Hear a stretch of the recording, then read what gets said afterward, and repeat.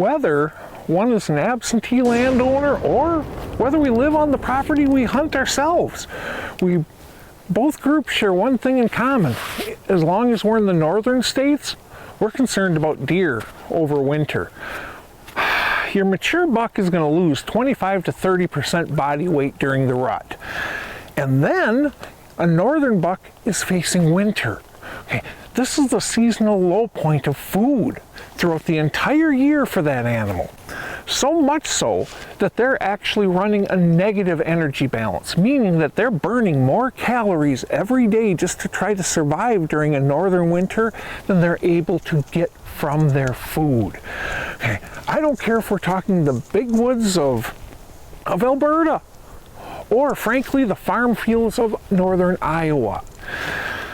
Woody browse is an extremely important food source for whitetails.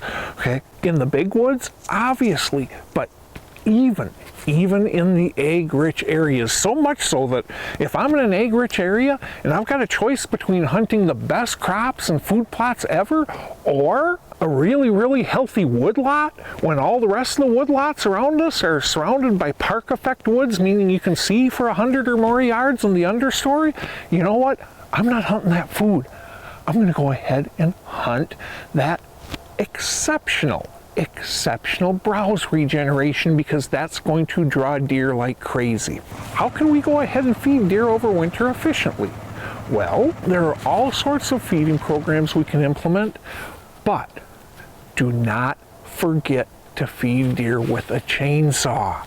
If you're going to do any type of logging activities, if you're going to do any type of habitat improvement when it involves cutting wood, go ahead and try to do those types of activities over winter. And when you do, have those tops left right where they lay, because that is absolute deer candy.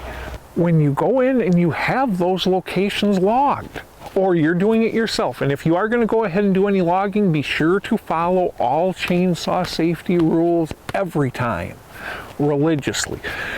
Have them leave the tops where they lay. That is prime deer food over the period that whitetails are stressed for. The northern whitetail is stressed for food the very most.